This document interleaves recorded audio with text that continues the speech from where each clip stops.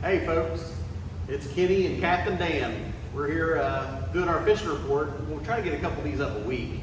Keep you guys up to date on what's happening on the lakes locally.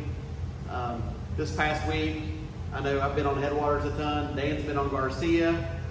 Stick Marsh is fishing really good. So I'm gonna let Dan give you guys the update on Garcia, and then I'll get back to Headwaters and we'll go to the maps after we're done. The bite at Garcia the last couple weeks has been on fire. Topwater's been working very well. Fished a tournament out there last weekend, got almost 20 pounds, all on topwater. They're biting plastic out there. There's not a lot to punch. There's not a lot of hydrilla. Believe it or not, for the stage that we're at in September, to see no hydrilla on the lake is really saddening. In all honesty, it's bad. But last week I was throwing a rattle trap up on the North Flat in the middle of September. I've never done that in years, so the bite's good. I would stick to topwater and plastic. There's not a lot to punch up there at Garcia. Punching's more at Headwaters. There's a lot of hydrilla up there to punch. The lines are still around. I would concentrate either, everybody knows the pit at Garcia is good, and there's a ton of fish around the pit. I think the fish have moved out of the pit more and are on the ledge of the grassland around it. That's where pretty much everybody that was fishing out there the other day when we were in the tournament was. And pretty much throughout the week when I'm out there, I don't see a lot of people in the deep water or even in the back in the zigzag when I ran that look for running water. Everybody's kind of out in the shallower flats throwing topwater and plastic. I was catching them midday with topwater, so don't think that you can't do that. The punch and bite, we struggled. I know I was running the line, and Junior was both sides, and we never had a hit together the whole running it. So topwater seems to be key. And Headwaters, for me, saying nothing's changed. It's still up on the north end. Water's still stained, as far as I know, since I've been up there last. And nothing's changed. You know, it's topwater, it's fluke, and you know, don't throw away the romper. You know, those swim baits are still working extremely well, especially now because I know the shiner bite's been on fire. Yeah. So you can always stop and get shiners and tear them up anywhere you go out there. So that's been my last week and a half or so. Yeah, you did really good in that tournament. You finished second. Yeah, it just dropped like 19 and a half pounds. I haven't been out there in a while. I just went out of the blue with my buddy Anthony Cristaldi, my tournament buddy, and we just went blind, left late, was talking to Luke. I didn't run out early, and we just putzed around through topwater and hammered almost a 20-pound bag. Yeah, I was pretty happy with it. It was a good day. That's a great sack. So that's good. All on topwater too. All on the AJ Custom Bait Spook.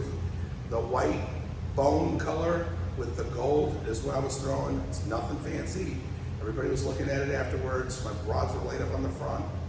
I'm all right with it. It's, you know, it's what they're biting on. Yeah. And I don't think it really matters where you fish. You know, we just fished a big circle, you know, like a big area from the back of the pit, running down the hydrilla, kind of made a horseshoe around everybody. And that was it, nothing fancy. So Headwaters, man, Headwaters is fishing tough, but we're still catching it. You just gotta work a little harder. Cover water.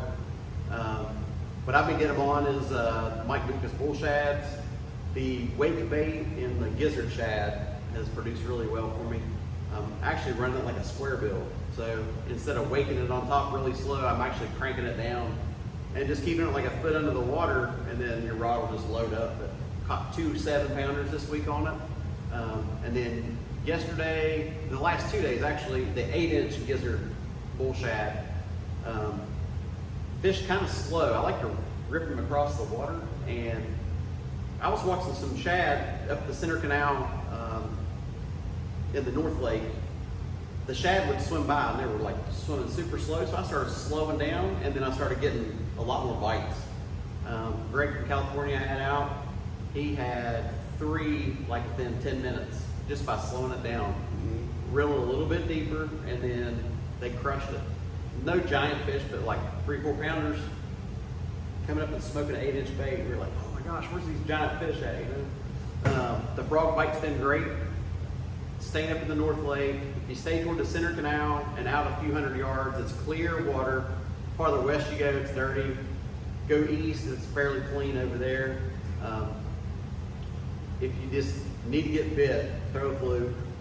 1/8 ounce weight or a 32nd ounce weight, just something to pull it down a little bit, fish it slow. But the torpedo, with anything with a white belly, the torpedo has been money. That's been my go-to here lately around the hydrilla, because you can throw it up in that stuff and give it a big rip and it comes right out clean. And then I'll pause it and they're hitting on the pause.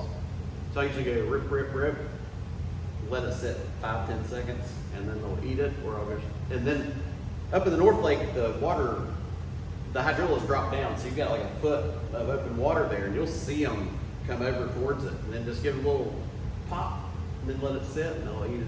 It's so fun. I love catching them on top water. The top water bite's phenomenal. Yeah, it is right now. Yeah, It's on fire. all my bull shad fish are coming. I'm in pits or deep water, throwing either parallel or slightly parallel to hydrilla edges, and just reeling them really slow. And that's what's working for me, and we're catching some nice fish. And as far as I know, I haven't been to Kenansville in a while, but we did a night trip over there and had 21 bites, caught 8 fish, and all of them were over 5 pounds, so they were good quality. Yeah, I was disappointed with Kenansville this year. The bite, the summertime bite, it just wasn't there like it has been in the past. That's something that I did before we even got hooked up. We used to go out there, and the Garcia was way better this year for night bite than Kenansville. I was actually disappointed this year in Kenansville. Yeah. They're moving water at Stick Marsh. So the last couple of days they've been pumping water from Headwaters over to Stick Marsh and Garcia into Stick Marsh.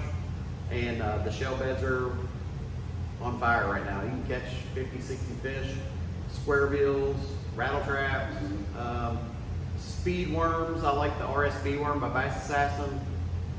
My favorite color over at Stick Marsh is watermelon red with a chartreuse tail. That's kind of my go-to. And then a Cinco in that same color, or the Fat Job by Bass Assassin. And then topwater bite's good over there. Same thing, torpedo, spooks, Arnie's bait that we threw that today and did really well on it. Yeah, the AJ Spook. Yeah, AJ spooks, the real deal. Yeah, they were good. I don't know what actually I catch a lot more fish on Arnie's spook than I do the regular spook, you know, so I don't know if it's his paint job or. It's the paint job. Yeah, it's gotta be. That's what it is. It's the paint job on the spook. On a regular zero spook that you buy in the day, my biggest complaint was, especially saltwater, if you caught 2 snook on it, you threw it away. It was done. There was no paint left. It was all chipped off. Yeah.